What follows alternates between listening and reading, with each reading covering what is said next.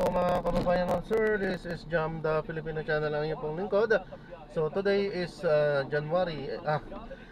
December 8, 2025 at andito tayo sa may Ayala Malls Transport Terminal A Bonifacio Avenue, Balinga sa Balintawak, Quezon City, at dadalhin po natin ito sa may Life City Church sa Caloocan, Crispulo Street, Barangay 187, Camarin, Caloocan. Katrapikan na nga bato sa atin. Ano ba naman yun?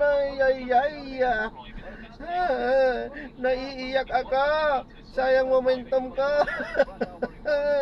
Traffic. Sinong hindi maiiyak kapag na traffic ka, wala kang kikitain. Alam nga namang matuwa ka.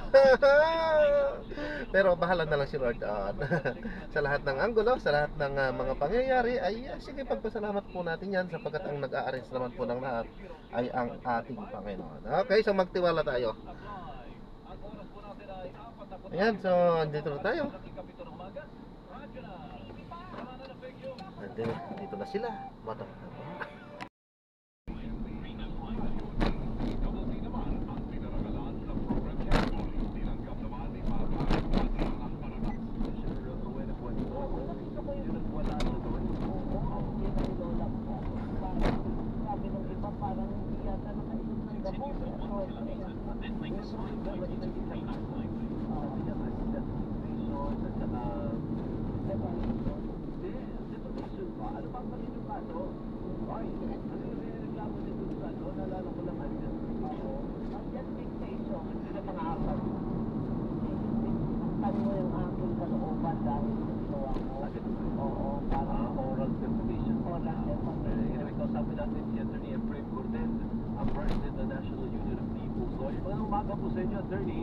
Morning! Magandang umaga po, napanood niyo po ba yung pagwawala ni Atty. Quezon sa Rockwell? Oo, napanood ko yan dahil nag-viral yan sa social media yung video. Turned out na Atty. Quezon pala yun. For isang problem na wala namang annotation at instant presentation na nag-video. So sa una ay medyo hindi malinaw kung ano yung context. Opo, nalaman naman natin na kinuwento naman ata niya na parang napahiya siya dahil sinita siya ng siya ng mama na takpan mo yung bibig mo pag naubo o di kayo umuwi ka. Oo, umuwi ka. Yan ba, does that constitute grave moral defamation? Kasi din ko yung itabis niya as grave moral defamation. At the base doon sa ko ay hindi pasok doon sa elemento ng dalawang nivel na sinasabi niya. Una-una, kapag grave moral defamation ay parang yung false statement of committing a crime, a false or a crime. Tapos, malicious yung intent.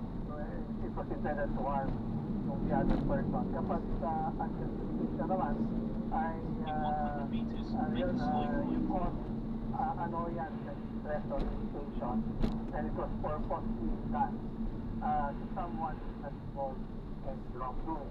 So, ganun yun. So, parehong pagbabasihan natin yung lumalabas na balita tungkol sa nangyari.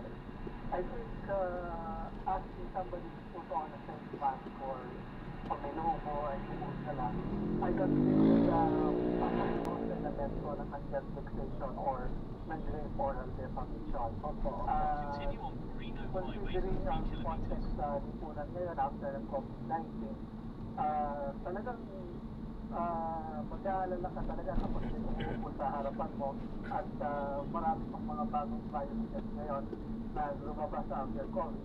So, it's just natural for somebody na umuupo na sinubuhan sa harapan to raise concern. And sa tingin ko, karapat niya to fall out yung inuubo, to put on something to para lang hindi siya makahawa. Sa tingin ko, there are ways of confronting the matter na hindi sa ganong pagkakastilo. Pero actually, hindi kaya nagkakatalo dun sa manner. Minsan kasi dun tayo natadali sa, the way we say it. Tama. Hindi kaya doon siya nagalit, kaya nairita siya kasi napahiya siya sa manner ng pagkakakol ng attention sa kanya. Sa tingin ko, also, talagang ano yan, magre-react, baka nag-react siya sa the way nag-react siya. Pero again, pwede siya magalit, pero it doesn't constitute the crime kung ever na hindi maganda yung pagkakasabi. Kasi kailangan, ang device penal code kasi natin, mga pinag-inal crime, mali, essential sa dalawang sinabi ng mga crime. Ayun, tama, buti nabanggit mo. So there should be malice. Pag walang malice, hindi yan tatayo? Hindi yan tatayo as a crime. So kung reaction siya, kumbaga in good faith, sinabihan lang siya dahil siyempre may health issue na concern. Correct. Diba? Tao eh. Kumbaga hindi siya tinarget dahil halimbawa BTS siya. O hindi siya tinarget dahil siyang Comelec. Hindi ganun ang motibo nung nag-call ng attention sa kanya, attorney. Yun ang essential doon. Kasi kung wala namang mali doon at for a moment na reaction ng kabila, maaaring mali yung kanyang approach, pero that does constitute a crime. And hindi rin nagme-merit ng ganong klase ng reaction from Attorney Guanzon. Kasi as he's a lawyer, kumbaga meron kaming standards, ethical standards, even in public, even when we are not the exercise of our profession, so nasa public. There's certain degree of expectation for us kung ano yung dalaw natin sa lipunan. And I think yung ganong klase ng reaction ay should examine ourselves. Attorney, kung sa pangyayari po ba, hindi kaya baliktad ang dapat mangyari? Yung kinastigo niya, ang nagkaso kay Guanzon dahil Bakit? pinagmumura eh. May minura ba? Oo, nagmura Akala ko siya. nagsisisigaw. Hindi, may kasamang mura. Okay. Tapos ang sabi, wala ka nga kayong Rolex, wala nga kayong Gucci, tama ba? Parang ganun So, po. kailangan pala may, pag kinol kita, kailangan naka-Rolex ako, parang ganun bang implication? Ganyan. At dapat ang yung sasakyan ay Bugatti. Pero hindi kaya yun, attorney, doon sa sinasabi mo na code of ethics, pwede ba siyang i-demanda rin, res bakan? Pwede yun. Yung pagkakasabi niyan gano'n, kasi pag-aalis sa yun, sa ordinaryong mamamayan, na hindi dapat ginagawa ng isang abogado, medyo mataas kasi yung ethical standards for lawyers, considering that they are officers of the court. So yung ganong mga salita, hindi dapat binitawan against, lalo na sa ganong klase ng confrontation. Oo. So ganyan, sino po ang may karapatan kung ang sa palagay ninyo ay pwede siyang may sitahin sa kanyang ginawang parang nag-stoop down din siya. Tahasan, oo. Parang bumaba din kasi siya, no? Oo. Sino ang pwedeng magkaso sa kanya? Anyone? Or dapat yung Integrated Bar of the Philippines? Paano ba? How na continue straight in this track?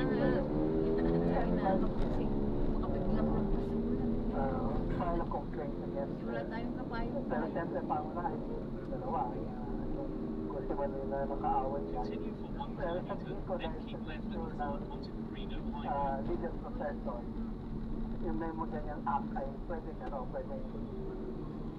Pero umangkon lang kanina. Kaler isumbong sa Supreme Court and go through disciplinary procedure designed for administrative cases against lawyers. Siyempre ang problem kasi kapag hindi yung mismo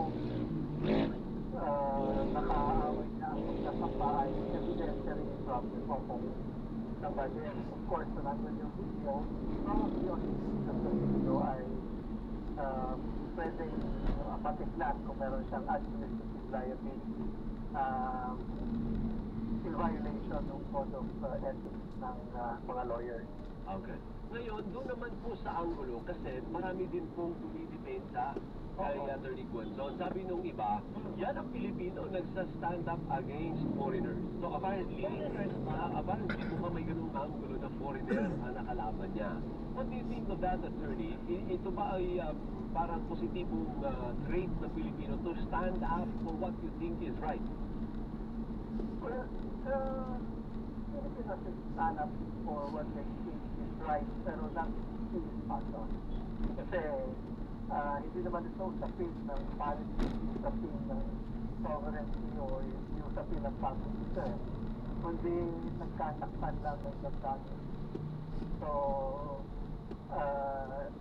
private masyado yung issue na it doesn't merit yung ganong kalasa ng reaction na itataas mo siya sa level na mag-create ka ng conflict between Filipinos and the Chinese.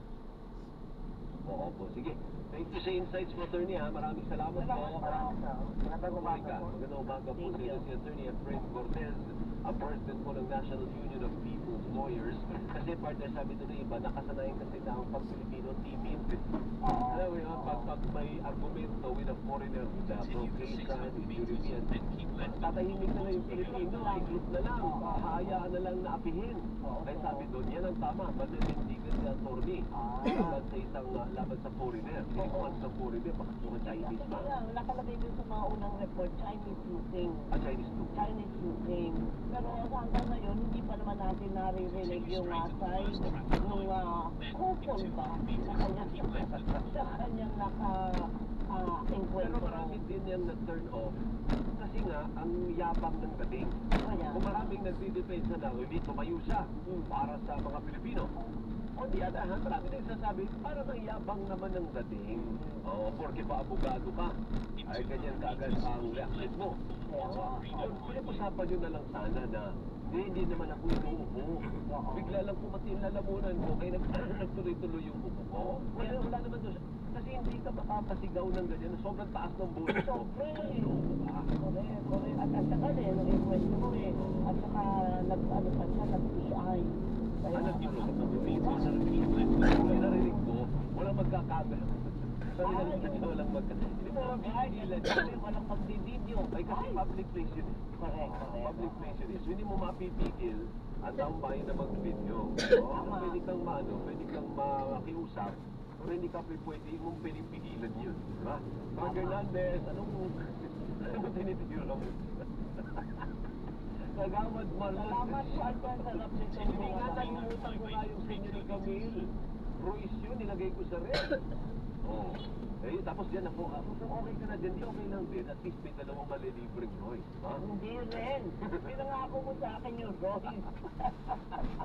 Kasi patay pa pala rin, makabili nga ulit nito.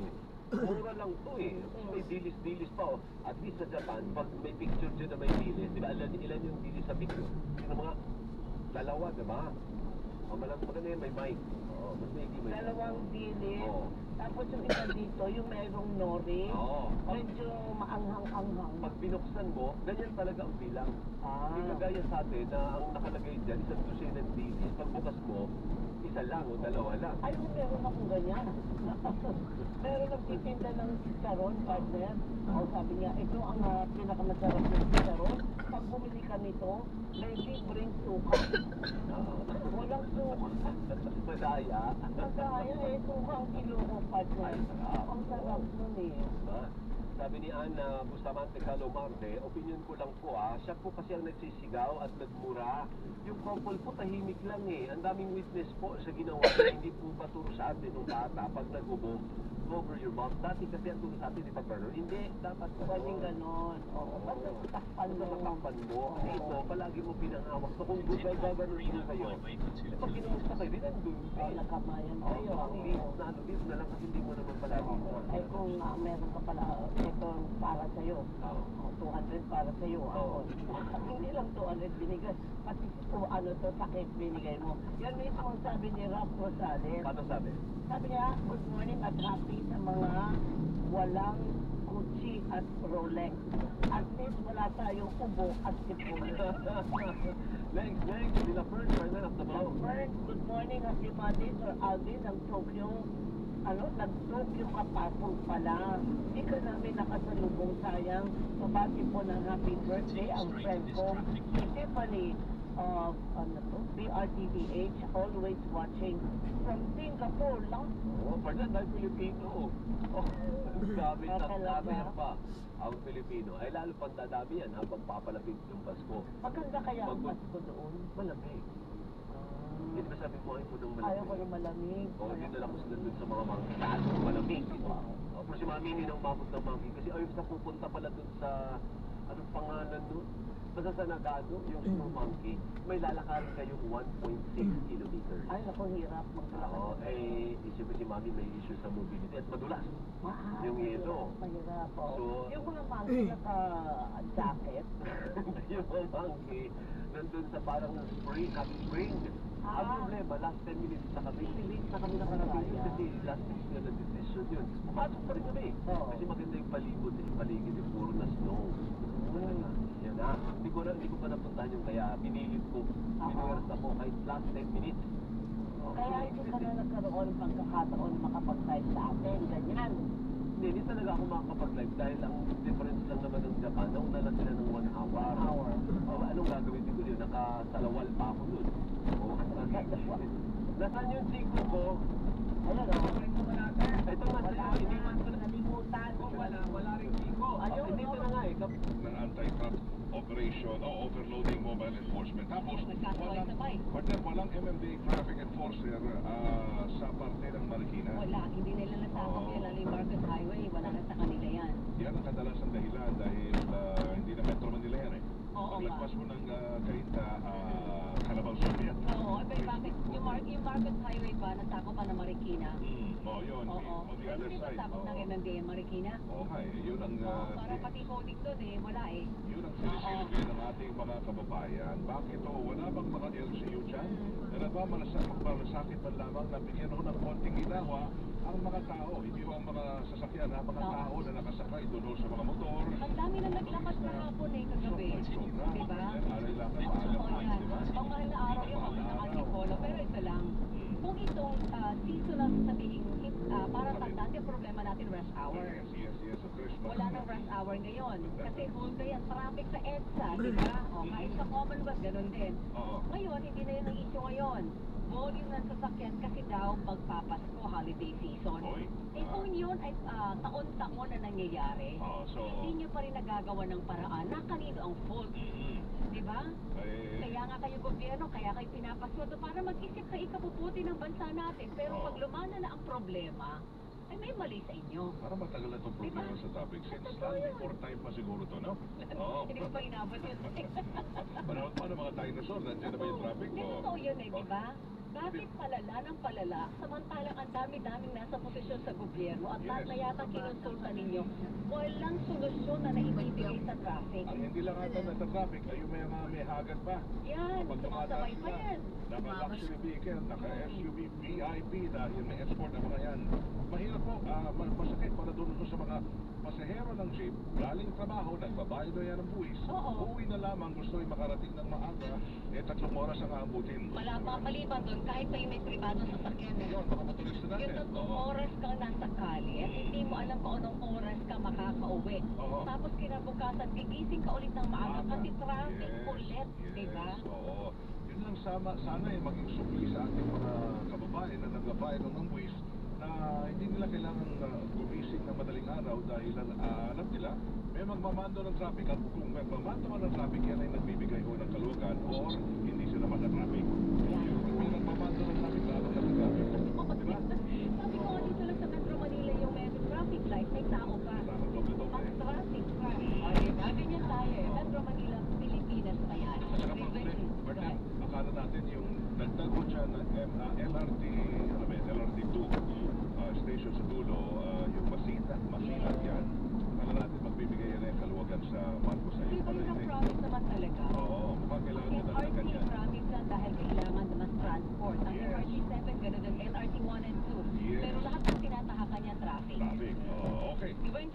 mga kapuso. Sa ngalan ni Joel Reyes Abel, El Bonita Rowena Weng Salvacion naman. Double wing muna kami ngayong umaga ng kaarawan ng ating mahal na December 8. Immaculate Conception. Happy Yan. birthday, Oh. Mama Mary. Samantala, eto dahil napapag-usapan natin ang Carmageddon, parang Okay. parking lot ang Metro Manila, mga kans sa Metro Manila. Punta tayo sa MMDA Weng. Yan. Nasa linya po natin si Atty. Victor Nunez, Director ng Traffic Enforcement Group and ng Traffic Discipline Office ng MMDA. Magandang umaga po, Atty. Nunez. Morning, Radyo na. Magandang umaga po sa amin at Ma'am Weng. Magandang umaga po sa lahat ng inyong taga-pagpapay. Ayun, pakipaliwanag nga po ang bakit nagkakaroon na naman tayo ng Carmageddon. Kasi sabi nga namin taon-taon na po nating alam na magkakaroon ng malaking volume sa Metro Manila, and yet taon-taon din po nating nadadanasan. Para sa Atty. Nunez, hindi nalalagyan po ng solusyon. Unang-una po nung Friday sa napakabigat ng traffic. Na traffic din at signal ni Atty. Ulitin natin technique, oo. Alam mo yung mga panahon na kapag sabi ko pinag-usapan, lalabas, I'm sure baka sa mga susunod na araw may lulutang na dapat magtalaga tayo ng traffic star na naman. Makalalabas na naman yan issue, di ba? Tama na. Oo. Oy, Weng, Oo. Feast of the Immaculate Feast of the Conception Immaculate ngayon. Conception ngayon, opo. September 8 yung kanyang Yes. day. Oo. Okay. Ano na sa Atty. Nunez? Okay na. Atty. Nunez, magandang umaga po muli. Yan. Atty. Unang-una po nung story sharing and online side. Last Friday po, medyo talagang mabigat yung traffic because alam naman natin yung weekend, maraming nag-iuwian at lumabas ng Metro Manila.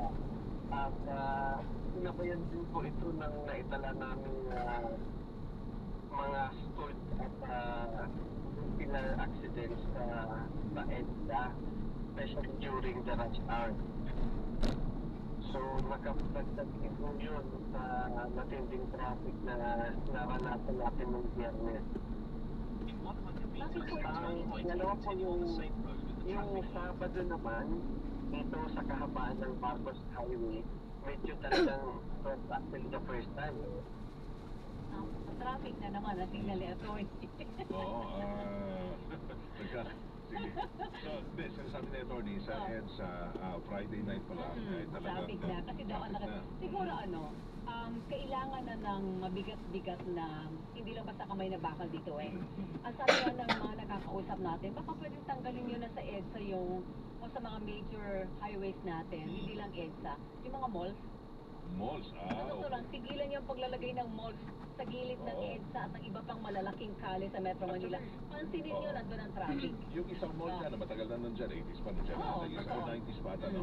Nag-adjust na ata sila di ba?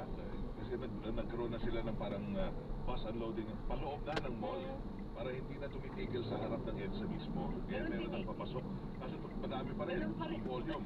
Oo, sige. Okay na. Yan, Alright, actually. alright. Attorney, Yung sabi niyo, Sabado yung naman. Marcos Highway naman. Yes, sir, Sabado po, nagkaroon mo ng maraming pagpara. Basically doon sa mga U-turn slot, sa mga junctions, kahit taas po po sa may Pasig yung Marikina, talagang sected po yung buong kahabaan ng Marcos Highway. That's why, bukas po, nagpatawag po kami ng meeting po namin ng Cainta, Antipolo, Marikina, and yung mga traffic heads namin para planuhin at mapag-usapan po para hindi na ho maulit yung ganitong mga insidente. Alam naman po natin kapag December, yung mga LGUs nagbibigay rin ng mga moratorium sa mga tiyangge, mga bazaar. Minsan po, nakaka-contribute din po yan sa mabigat na daloy ng trapiko. Pangalawa ho, yung talagang paglabasan din ho ng mga trucks at night kasi may mga LGUs din ho outside our jurisdiction na may mga truck ban pa rin pero may mga nakakalusot pa rin hong malalaking truck. So, it also adds matinding lockdown na naranasan during the weekend. Lahat na pinpointed na po natin, Atty. Nunez, yung mga naging problema. Ano po? Dahil dito sa EDSA man, sa Marcos Highway. Ang Marcos Highway, yung problema nitong weekend, dumoble, triple lang yan ang traffic. traffic na daily sa lugar na yan. As in, everyday traffic Everyday po yan traffic sa Marcos yan. Highway going to Antipolo. So, dapat pinpointed ngayon na matagal na ko ng problema. Since natukoy nyo isa-isa, ano ang ilalapat na solusyon ngayon sa magiging meeting po ninyo doon sa mga LGUs na binanggit ninyo? Kung MMDA po ang tatanungin, attorney. Well, unang-una po, dapat coordinated ang lahat ng traffic management plans ng LGUs. Hindi ho dapat kanya-kanya. Kumbaga, kung may truck pa ng isa, dapat para-pares na oras. Kung parang labas ng mga trucks, uniform lang. Pangalawa ho, alam naman natin marami ho dyan na interconnected ng mga subdivisions along Marcos Highway. And siguro ho, isa rin sa pwede namin isakin dyan yung may mga certain hours that they could allow to open it for public para hindi rin ho maparahan yung entire stretch ng Marcos Highway. So, napakarami po U-turn slots dyan, napansin mo, Weng? Saka malalayo yung Highway. mga U-turn slots niya. Na marami. Yes. Sa rin ho yan, we will also invite our traffic engineering team para pag-aralan din ho kahit outside Metro Manila Development Authority jurisdiction, outside MMDA's jurisdiction ng Cainta at Antipolo, mag-offer po kami ng aming servisyo to study yung ano ho dyan, mga U-turn slot at pati rin yung pag-calibrate ng mga traffic lights sa entire stretch ng Marcos Highway. Para ho, well coordinated yung makatarugtong ng mga LGUs sa kahabaan ng Marcos Highway. Yun ang solusyon nata ng mayor ng Antipolo, attorney. Tapos meron po siyang binabanggit na makipagtulungan raw doon ho sa mga homeowners ng mga nabanggit yung mga subdivisions para makapasok sila doon ng mga Ang iba ho kasing ng Marcos ito Highway. po, ang iba ho kasing subdivision sa labas yung mga security guards nakikialam sa traffic.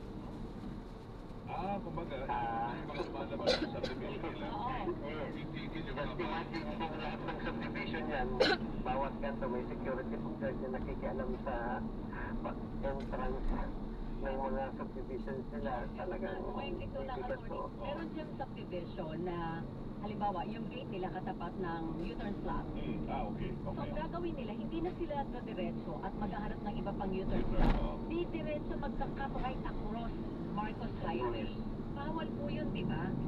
Mas pipilitin na natin na ma-address yung mga issue na kasi parang sabi nila malapit na ba't pa ako mag-u-turn sa malayo. It also boils down to discipline and you know, kahit parang talagang may instill rin discipline. Gusto nyo po ano tayo? Mag-open tayo ng bintana para hindi kayo hindi kayo mahilo? Siguro.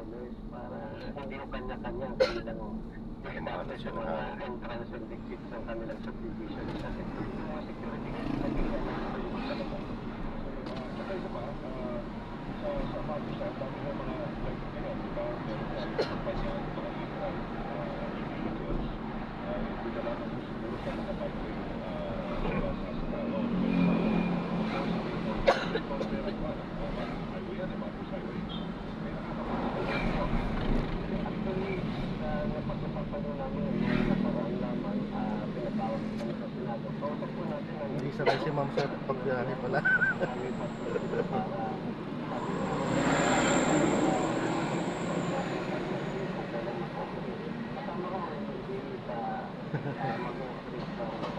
Yan lang solusyon niya. Pag-open ng bintana talaga.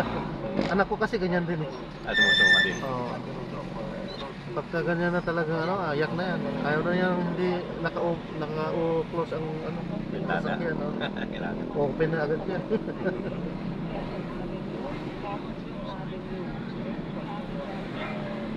Kasi paano ka sa hangin, parang mas masarap sa ano eh. Natural na hangin.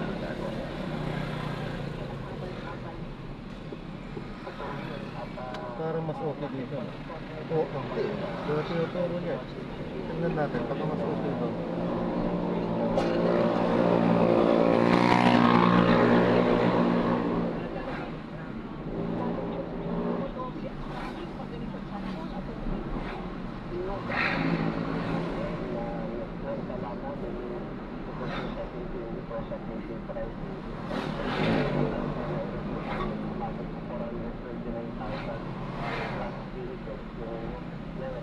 namin sa EDSA,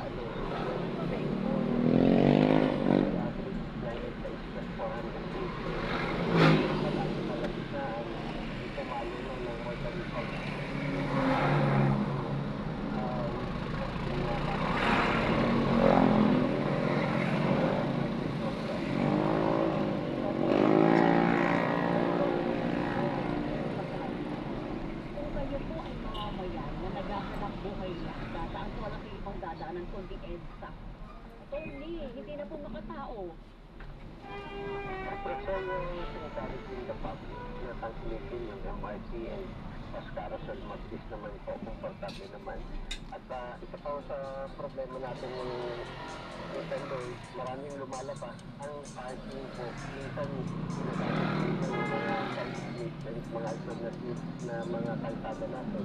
Kasi ito po ang ating pag-operate at pag-training, lalong-lalo na sa kahabaan ng mga buhay.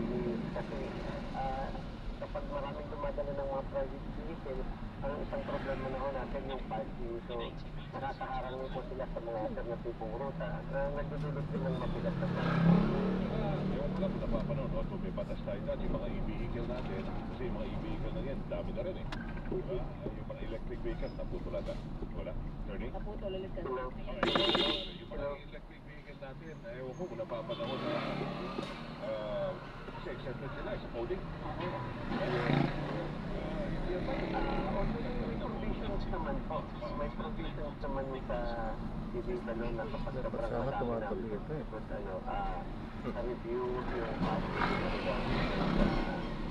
we just need to, get the real numbers kung lalo na ho talaga sila. Loob ng tatabi. Ano bang nabilang na meron mo kayo ng mga electric vehicle ngayon? Kasama nila? Hindi mo kasi talaga maano kasi dapat kasama ang region 4 kasi yung Laguna, Cavite, Rizal. Ito mo dahil din ho sa Metro Manila. Kapag binasihan mo lang ho yung registered dito sa Metro Manila, medyo konti pa lang. Pero pag tinignan mo yung dumadaan na vehicle, yung mga nakaregister ko sa region 4, gumagamit din ho yan dito. So, yun ho kailangan natin pag-aralan.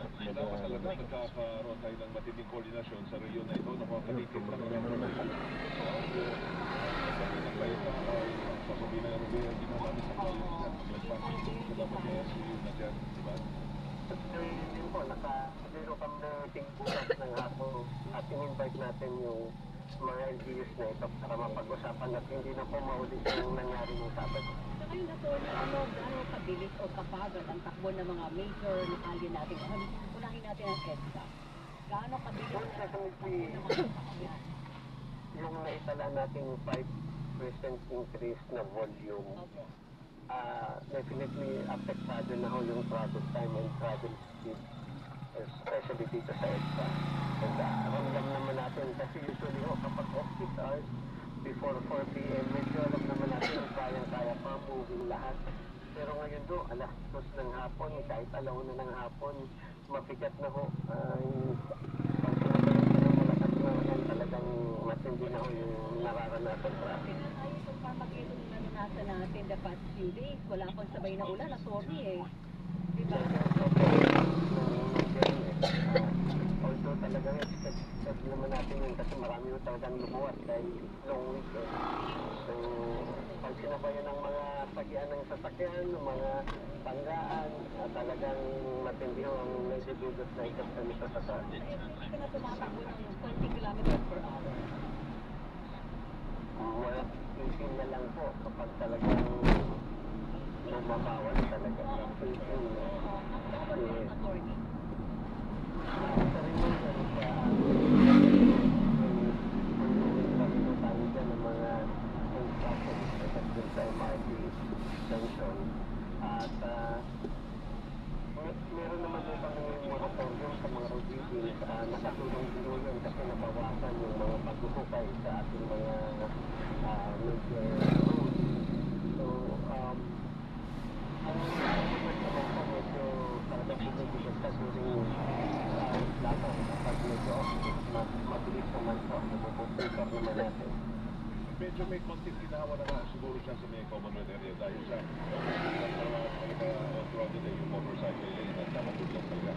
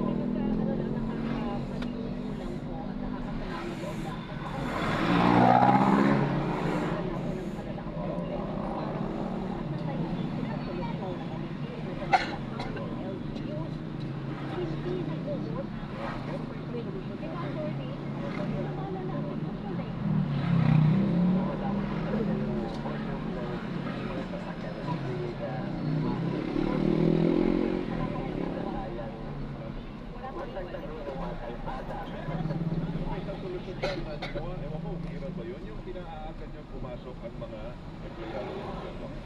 Yung alas 7. Well, actually, Meron ba yan, no? may mga excuse na even po kami. 7 to 4 na rin para hindi ho talaga sabay sa bubos ng mga commuters, especially with the private na pumapasok ng alas 9. Ang una po nakakama naman pero hindi naman ho lahat kasi nag-viral ng gano'n. Dapat kasi dapat yung national policy sa kita It was the uniform, yes. ang private team doon dapat. Hindi yung encourage nyo lang, LGU lang ito, pero sa kabilang LGU wala. Obligado sa dapat na mandatory baga. Yes. O, diba? Pabulit ko lang. Ano ba yun? Nakatulog na siya. Siyang pa rin siya. Sinabi namin, may bago ba? Oh, pero ang supermarket, sabi pa nila kung food ang kanilang sinusunod. 11 to 11 p.m. 11 a.m. Okay, attorney. Yes po. Yung all hours ba natin, anong update doon? May bago ba tayo? Or same pa rin? Wala po yung November 17, 11 a.m. to 11 p.m. po yung ginawa natin adjusted mall hours. At yung mga mall deliveries po, simula November 17, ginawa na rin po natin 10 p.m. to 5 a.m. para hindi na rin yung sumabay sa matinding buhos ng mga sasakyan during rush hours.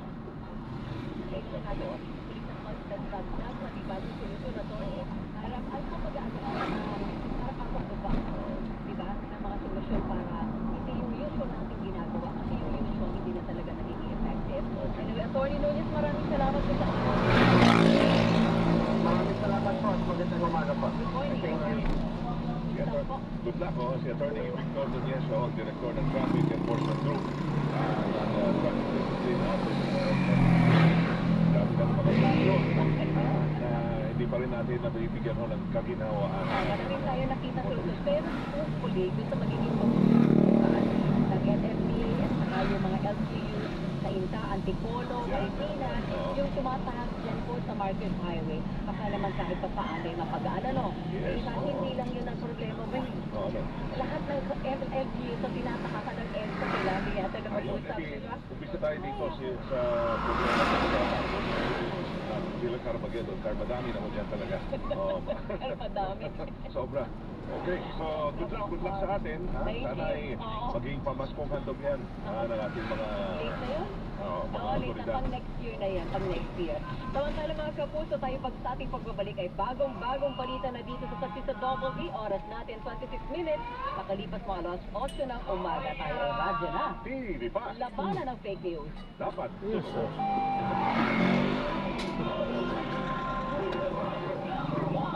Usapang kalusugan muna tayo mga kapuso. Sa panahon ngayon, mahalaga na mapanatili nating malusog ang ating mga katawan. Laban sa mga sakit, kailangan maging maingat tayo. Lalo na sa pagpili ng mga gamot. Paalala ng Unilab para makasiguro tandaan ang 4 na marka ng quality alaga. Una, sabot at napatunayan. Pangalawa, ayon sa standards. Pangatlo, sinuring mabuti. At pang-apat, gawang world class. Di basta-basta ang paggawa ng gamot, dapat ay produkto ito ng masusing pag-aaral at research ng mga scientists at eksperto. Pagdating sa gamot, buhay at kalusugan ang ating pinag-uusapan. Tandaan ang 4 na marka ng alaga mula sa Alagang Unilab. Quality alaga. If symptoms persist, consult your doctor. Good morning, my dear plants. Didiligan ko kayo. Bakit di kayo matuloy? Hindi. Bakit di kita nakita? Nadiligan sa Pinoy. Good eyesight-based version products for expert eye care, state-of-the-art facilities, affordable eyewear. Go to EO. EO, love your eyes. For expert eye care, come to EO Executive Optical with over 300 stores nationwide. EO Executive Optical, love your eyes. Robust dietary supplement for men. Sabi nila, ang tunay na lalaki, matibay, magaling, at matigas. At mga robot, gawain ko tayo dito ng Kera-Gili, Tongalia, Painomorium, at Gaba with proper diet and exercise. Para makasiguro, pumili sa mga Mercury Guard stores nationwide. Robust, 75 pesos SRP per tablet lamang. Robust, para sa mga kalalakihan. Pag-ibig nyo ng ACC Healthcare International Corporation, mahalagang paalala, ang robust ay hindi gamot at hindi dapat gamitin pang gamot sa anumang uri ng sakit. Robust, para sa mga kalalakihan, di umaatras sa bawat laban. Gusto ko mag-relax pero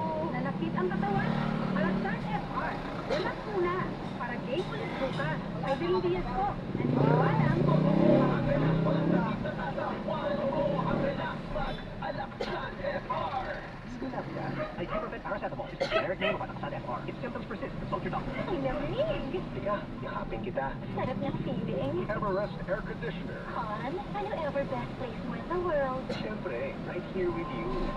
Everest Air Conditioners. Clean, healthy air. Energy saving. Everbest from Everest. Everest Appliances. Health, wellness, energy saving. Everbest from Everest. Available in major appliance stores nationwide. Friend, ang gusto mo. Ikaw, Marupok? Marupok? Bakit ang marupok natin? paano? 97% ng Pinoy kulang sa calcium. Pag kulang sa calcium, pwedeng rumupok ang buto. Hindi mag-calciumate na tayo. May bone density booster. Tulong para strong ang bones and joints. With proper diet, make the right. Most prescribed brand pa ng mga doktor. Ay!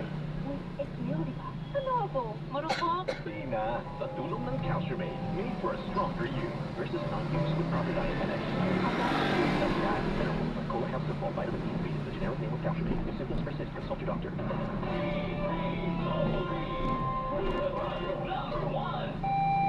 8:29 na po ng umaga. Mga balitang hindi nyo dapat palagpasin. Mga impormasyong bago at totoo. Dito sa Double B, bagong balita. Sama sina Joel Reyes-Abel at Rowena Salvacion sa Double B, bagong balita. Ngayon ay araw ng Lunes, ika-8 sa buwan ng Disyembre taong 2025. Narito po ang mga balitang hindi pa uhuli, hindi po patitinan. Ako ang inyong kapuso, Rowena Salvacion. Mga balitang siksik sa impormasyon, sama na po ni Joel Reyes-Abel. Ako naman ang inyong kapuso, Weng de la Peña. Samahan niyo po kami dito sa Double B. Bagong balita. Ilang taxi driver umaaray na po sa napakabigat na dali ng trapiko sa buong Metro Manila nito mga nakalipas na araw.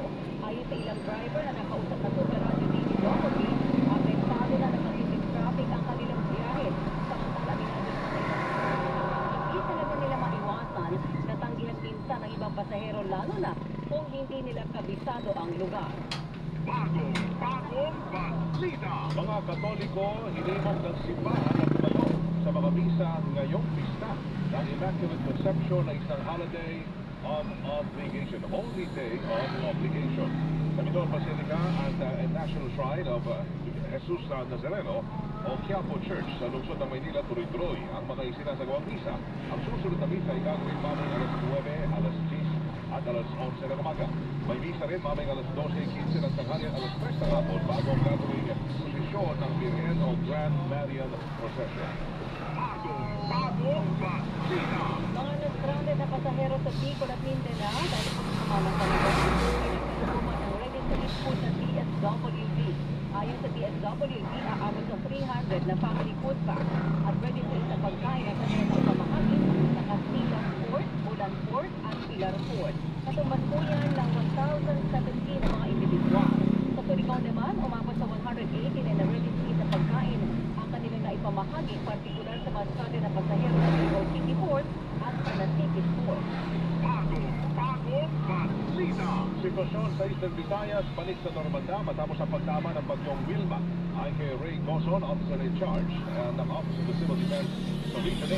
Nakauwi na sa kabukisan ng insidente dahil sa bagyo.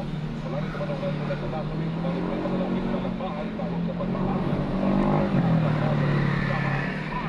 Bagong balita. Seguridad ng gaganapin ng Senior Officials Meeting sa Boracay nakalatag na. Nagtalaga ang PNP na 1,500 pulis para po sa seguridad na mga delegado ng pulong na gaganapin mula December 10 hanggang December 13.